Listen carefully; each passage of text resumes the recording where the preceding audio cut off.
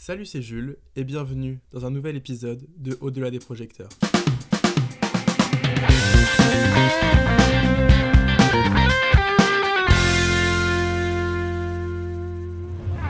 Alors bonjour à tous, aujourd'hui on est au Salon du Cheval de Paris et aujourd'hui on reçoit Camille. Bonjour Camille. Bonjour Jules. Est-ce que tu peux expliquer brièvement un petit peu ton rôle, qui tu es ? Alors je m'appelle Camille, je suis ici la directrice artistique du Salon du Cheval, mais pas seulement puisque chez VL Media on a beaucoup de casquettes chacun. Donc je dirais que d'une manière globale c'est l'artistique, donc tous les artistes qui se produisent, notamment pour la Nuit du Cheval, qui est un rendez-vous important, une marque déposée à Paris, c'est un rendez-vous vraiment phare du Salon du Cheval. Je m'occupe aussi de l'image sur les réseaux sociaux, de tout ce qu'on publie. Pour ça, j'ai une super équipe avec moi, Garance Galivel, Héloïse Thébault, qui font des contenus magnifiques en vidéo et en photo. Et puis, on a travaillé aussi avec toute l'équipe sur l'esthétique du salon, qui rentre un peu dans la partie direction artistique, sur le mobilier, l'ambiance, l'atmosphère qu'on a voulu vraiment démarquer sur cette édition 2024. Ok, c'est ce que j'allais te dire, l'art il est particulièrement mis à l'honneur. Qu'est-ce qui vous a poussé à mettre autant l'accent sur cet aspect artistique ? Parce qu'on est tous un peu passionnés d'art. Moi, ma belle-mère est artiste. Voilà, c'est quelque chose qui me parle. Et aux équipes de VL aussi, ils ont l'habitude de faire des événements très jolis, très esthétiques, avec du fond, pas seulement la forme, mais les deux peuvent se mêler. Et je pense que ça rend l'expérience d'autant plus intéressante et visuellement agréable pour les visiteurs. En fait, on n'avait pas l'envie d'un salon simplement d'une foire où les gens viennent dépenser leur argent grossièrement. C'était vraiment de leur faire vivre une belle expérience, que ce soit agréable. Donc effectivement, on a mis beaucoup d'artistes à l'honneur. Je parle des artistes qui exposent dans le salon. Il y a des sculptures de Babart dès l'entrée qui sont vraiment très jolies. On a un artiste japonais qui est venu exposer, Galerie Quadro, avec des œuvres magnifiques, des sculptures, Monique Gale, Marguerite Breguet, vraiment toutes sortes d'art et d'artistes. Et je suis vraiment très contente parce que je trouve que ça apporte beaucoup au salon. Ok. Et du coup, pour expliquer un petit peu, donc toi tu travailles pour VL Media qui organise le salon, c'est ça ? Moi, je ne travaille pas pour VL Media, je suis indépendante et j'ai rencontré Emmanuel il y a un peu plus d'un an. On a sympathisé par hasard en concours, on a échangé un petit peu et puis il m'a fait entrer dans l'aventure de VL Media. Moi, sinon, je suis journaliste et réalisatrice, donc je produis du contenu. Et j'avais jamais vraiment travaillé sur de l'événementiel, un petit peu sur les Longines Masters à l'époque, qui étaient déjà, je trouve, très aboutis esthétiquement parlant. Et on s'est forcément un peu inspiré d'eux aussi pour l'événement ici et on a essayé de continuer dans cette lancée. Okay. Et du coup, le Salon du Cheval de Paris était absent pendant plusieurs années. Comment on revient ? C'est assez compliqué de revenir après une grosse absence comme ça et on sait qu'on est attendu au tournant entre guillemets. C'est super difficile de revenir, d'autant plus que, comme tu le sais, il y a un contexte sanitaire qui était compliqué. On a eu une épidémie de rhino. Donc on a dû tout remettre en place à quelques jours seulement de l'événement, avec beaucoup moins de chevaux, dans un cadre très strict. Et comme tu le dis, c'est un événement qui était super attendu, en plus qui ces dernières années avait lieu à Villepinte, et qui revient à la porte de Versailles, qui est l'endroit emblématique du Salon du Cheval. Donc effectivement, c'est une pression énorme. Et comme je t'ai dit, on ne voulait pas un salon qui ressemble au Salon du Cheval d'avant. On voulait vraiment recréer une marque, recréer une atmosphère et qu'il y ait vraiment un gros changement et même aussi se démarquer de salons, pour ne pas les citer, comme Équitalion ou comme le Salon d'Angers. On voudrait que ce soit sur les réseaux sociaux ou pour les visiteurs qui sont là, qu'ils aient vraiment l'impression d'être dans un salon pas ordinaire. Ok, oui, qu'il y ait des choses différentes. Exactement. Pour pouvoir offrir des choses différentes à tout le monde. Et depuis combien de temps on pense à cette édition ? Depuis combien de temps Alors je pense que Emmanuel, le directeur, il pense depuis très très longtemps. Moi, je suis entrée dans l'équipe il y a 1 an. Et 1 an, ça peut paraître long, mais pour un événement comme ça, c'est très très très court. Et puis à mesure que l'événement se rapproche, il y a toujours des imprévus. C'est ce qui s'est passé par exemple sur la Nuit du Cheval, où on a notre tête d'affiche qui a annulé à 5 jours de l'événement, voilà, c'est difficile de trouver des artistes, de rebooker un show, de tout préparer, tout mettre en place. Et donc voilà, j'espère que je suis sûre que ce soir ce sera à la hauteur, mais c'est pas simple. Et est-ce que tu pourrais nous donner les 3 grandes étapes d'organisation qui sont vraiment emblématiques Je dirais que la première étape, c'est de réfléchir globalement à l'image qu'on veut donner. C'est vraiment une grande trame qu'on dessine avec les principales activités qu'on va vouloir avoir au salon, l'esthétique. Ensuite, il faut faire un programme par la suite un peu plus détaillé, un peu plus précis, que tout puisse se goupiller parfaitement. C'est vrai qu'on voulait vraiment qu'au salon, les visiteurs aient toujours quelque chose à faire, quelque chose de différent à faire. C'est pour ça que, par exemple, sur le pôle santé, on a créé un petit circuit avec des visites guidées, un examen clinique, assez joli aussi, on a voulu ça assez esthétique, une grande salle de conférence qui est impressionnante, je ne sais pas si tu as pu aller la voir. Oui. On a voulu s'inspirer d'événements comme Vivatech par exemple, avec des écrans géants, plein de conférences tout au long de la journée. Encore une fois, c'est venir au salon, pas seulement pour dépenser, mais pour apprendre, s'enrichir avec des activités ludiques et en prendre plein les yeux avec aussi des animations, des vrais temps forts en fait. Et sur le salon, il y a combien de personnes qui travaillent sur tout le week-end? Je peux même pas te dire. On est très nombreux, on a toujours l'impression, nous, qu'on n'est pas assez nombreux. Une journée comme ce samedi, c'est vrai qu'on est un petit peu bousculé parce qu'il y a beaucoup de monde. C'est un engouement qui nous fait vraiment plaisir. Nous, c'est vrai que du côté organisateur, on voit un peu que les mauvais côtés, où on se dit « oh là là, ça bloque ici, il y a trop de queues là, on gère mal les flux ». Et à côté, en fait, parfois on oublie d'ouvrir les yeux sur tout ce qui est génial. Si on dézoome un petit peu, on se rend compte. Exactement, et quand tu ouvres un peu de tes oreilles aussi, tu as plein de gens qui te félicitent, qui te disent que c'est super réussi, qui sont super contents qu'on revienne, qui ont envie de nous encourager. Et ça, il faut vraiment qu'on l'écoute parce que c'est ça qui te donne l'élan pour la suite. Et au niveau de l'organisation et de la sélection des artistes, comment ça se passe? Quand on y pense, comment tout se passe, tout le chemin de la sélection? On a à peu près à chaque fois une idée, je te parle particulièrement pour la Nuit du Cheval, on a une idée de la durée. Généralement, dans la Nuit du Cheval, en tout cas historiquement, il y avait une compétition qu'on n'a pas pu faire cette année à cause de l'épidémie de rhino. Donc on a dû, pareil, tout réorganiser. Comme on est dans une année olympique, on a voulu rendre hommage aux Jeux Olympiques. Donc on organise des Olympiades avec des cavaliers qui ne seront pas à cheval. Donc c'est un concept un peu inédit. Et puis, comme tu l'as dit, aussi des artistes que moi j'ai bookés il y a très longtemps. En tout cas, j'avais fait une liste, puis qui est devenue une shortlist.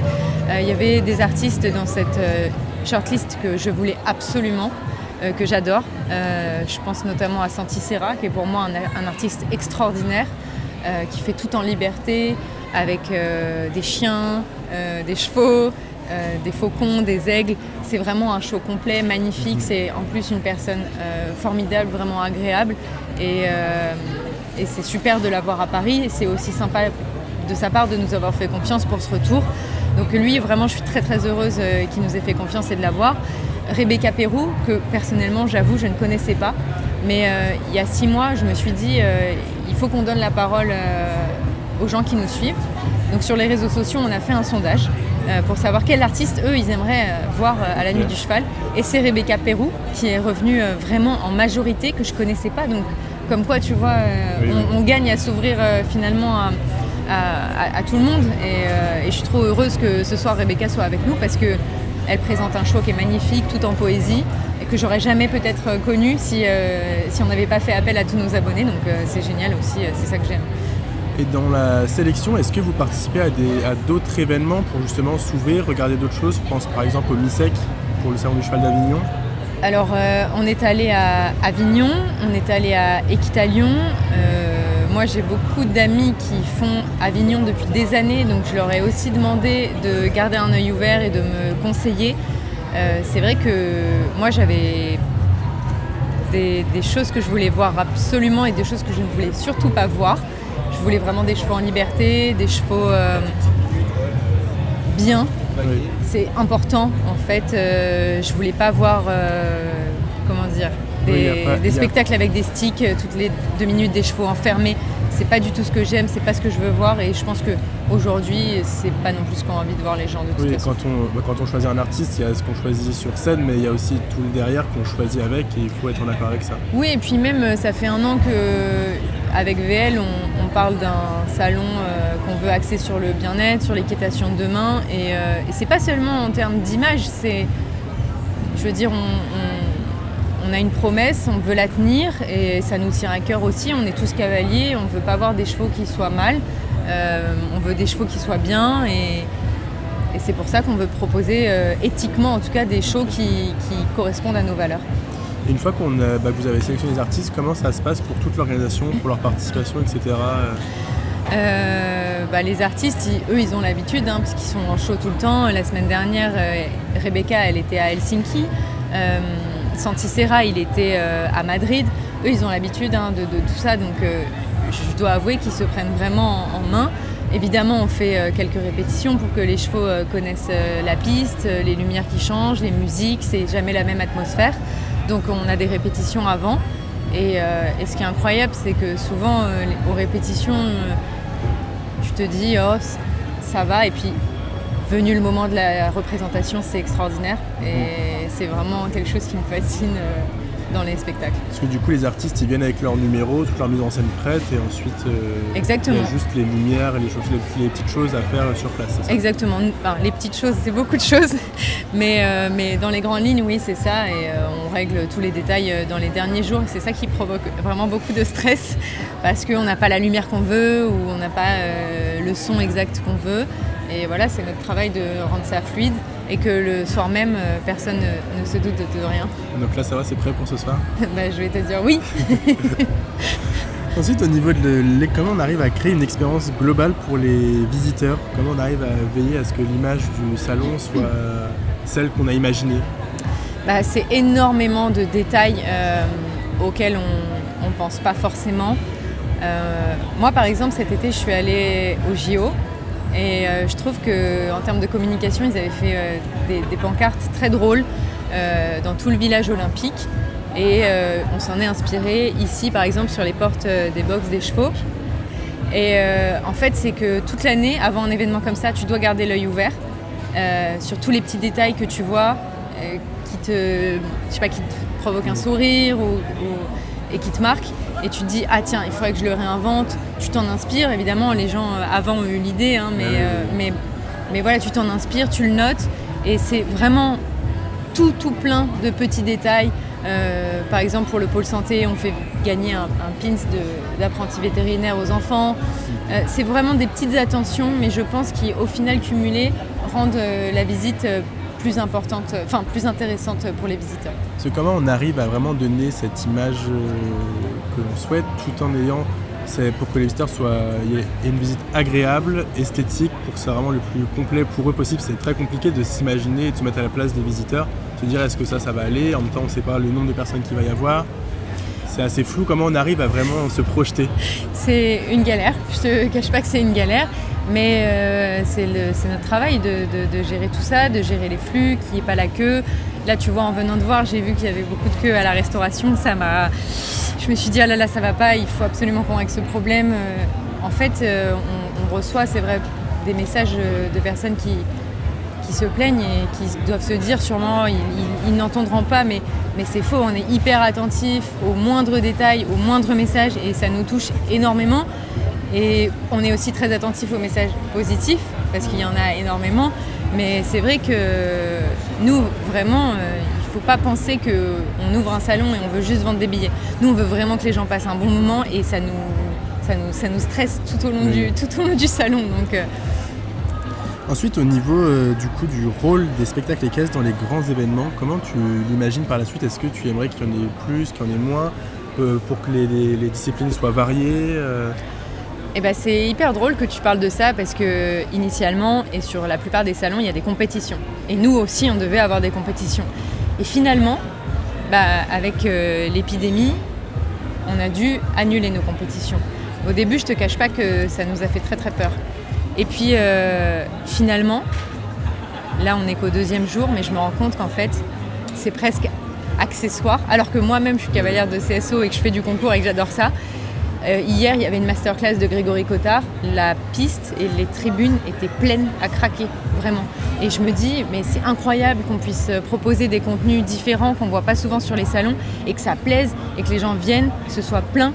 Et pareil pour le spectacle d'Elisa, qui était génial. Elisa, franchement, c'est une artiste géniale. Elle nous a proposé plein de tableaux différents tout au long de ce week-end. C'est incroyable tout ce qu'elle a fait. Et pareil, c'était plein. Et je me dis, ça fait super plaisir et de voir que les gens finalement ils se déplacent pas pour que du concours et que le spectacle prend vraiment de la place et que les gens se déplacent aussi pour ça. Donc je trouve ça génial. Les attentes du public évoluent et il y a beaucoup moins ce côté compétition, il y a beaucoup plus ce côté apprentissage, savoir-faire, découverte. Et exactement. C'est ce qui est riche aussi sur le salon. Exactement. Et puis ça permet aussi au public de découvrir les cavaliers d'une manière complètement différente. Hier, je reprends l'exemple de la masterclass de Grégory Cotard. Les gens s'attendaient sûrement à ce qu'il fasse sauter les cavaliers. Au final, il leur a proposé quasiment une demi-heure d'échauffement sur du ballon, du pilate. Donc ça permet aussi d'en connaître un peu plus sur la méthode d'entraînement des cavaliers, de les découvrir un petit peu plus. Et je trouve ça super cool de rapprocher les athlètes de haut niveau du public. Parce que c'est important et c'est ce qui fait rêver, je pense, les petits cavaliers qui seront les grands cavaliers de demain. Ensuite, on va finir avec des questions du tac au tac, où du coup, je vais poser des questions, tu vas essayer de répondre un petit peu de manière rapide. Alors, le moment le plus marquant en organisant le salon? Je dirais vraiment que c'est quand on a appris l'épidémie et qu'à 10 jours du salon, il a fallu absolument tout réorganiser, encore plus quand le concours s'est annulé. Et qu'il a fallu rajouter des animations, paniquer un peu, je te le cache pas. J'imagine. Mais ça, je pense que c'est vraiment le moment marquant de cette édition. Une qualité indispensable pour réussir ton métier? Le sang-froid. Une émotion qui décrit ton sentiment lors de l'ouverture du salon cette année? Fierté. Enfin, pas pour moi, mais pour tout le monde et puis pour tout le travail qui a été abattu pendant tous ces mois. C'est un peu, on est tous entrés et on s'est dit, ça y est, on y est quoi. Et enfin, ton moment préféré pendant le salon? Et là, on est samedi midi. J'espère que mon moment préféré, ça va être ce soir pour la nuit du cheval, parce que c'est quand même un gros pan de mon dossier tout au long de ce week-end. Donc j'espère surtout que ça va plaire au public, parce qu'on a proposé un programme innovant, inédit. C'est ce que nous ont dit un peu par exemple le speaker qui va animer la soirée ce soir, il a dit voilà, vous avez proposé un truc riche, différent, donc voilà, c'est une prise de risque mais on va l'assumer et ça va le faire. Eh bien, écoute, je te remercie beaucoup pour ton temps. Je t'en prie. Qu'est-ce qu'on pourrait te souhaiter pour la suite, pour les événements à venir? Déjà que la soirée se passe bien, que la fin du salon se passe bien, que tout le monde soit content.